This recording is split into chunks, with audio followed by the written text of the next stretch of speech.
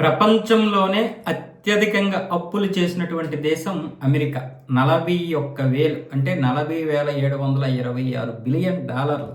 అంటే దగ్గర దగ్గర 41,000 బిలియన్ డాలర్లు ఈరోజు అప్పు. అంటే ఇంచుమించు 41 ట్రిలియన్ డాలర్స్ అన్నమాట. అంటే మామూలుగా లెక్కలు వేసుకోండి, 1 ట్రిలియన్ అంటేనే 96 లక్షల కోట్లు. అలాంటిది 41,000 బిలియన్లు అంటే 41 ట్రిలియన్ డాలర్లు అప్పు అయితే అగ్రస్థానంలో ఉంది అమెరికా. ఇక రెండవ స్థానంలో చైనా.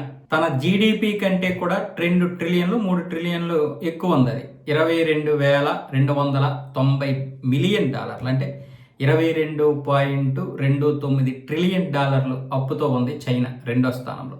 ఇక మూడో స్థానంలో జపాన్ ఉంది. జపాను 8,000 బిలియన్ డాలర్లు అంటే 8 ట్రిలియన్ డాలర్లతో జపాన్ ఏమొచ్చేసి మూడో స్థానంలో ఉంది. దాని యొక్క జీడిపి కంటే కూడా అది 2 రెట్లు ఎక్కువగా అప్పు చేస్తుంది.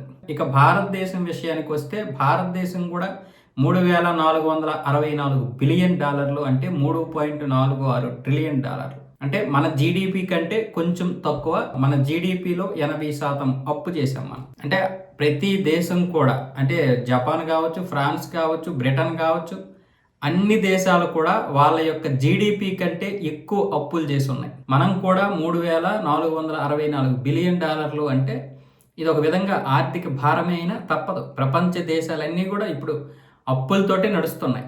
మనం ఇంచుమించు 25 బిలియన్ డాలర్లు ప్రపంచ బ్యాంకు దగ్గర తెచ్చాం. అలాగే మిగతా బ్యాంకుల దగ్గర, దేశంలో ఉన్నటువంటి బ్యాంకుల దగ్గర ఇలా అప్పులు తీసుకొచ్చి అయితే ప్రతి ఒక్క కంట్రీ కూడా అప్పులతోటి నడిపిస్తున్నాయి. ప్రతి వ్యక్తికి అప్పులు ఉంటాయి, ప్రతి ఇంటికి అప్పులు ఉంటాయి, ప్రతి కుటుంబానికి అప్పులు ఉంటాయి, ప్రతి ఊరికి, ప్రతి గ్రామానికి, ప్రతి మండలానికి, నియోజకవర్గానికి, జిల్లాకి, రాష్ట్రానికి, దేశానికి అందరూ అప్పులతోటే నడిపిస్తున్నారు. అన్ని అప్పుల్లోనే మునిగిపోయి ఉన్నాయి. అప్పులు తీర్చడం బహుశా కుదరదేమో. ఈ అప్పులు పెంచుకుంటూ పోవడమే తప్ప అప్పుల్ని తగ్గించే ఇదైతే ఇంకెక్కడ ప్రభుత్వాల దగ్గర అయితే కనిపించడం లేదు.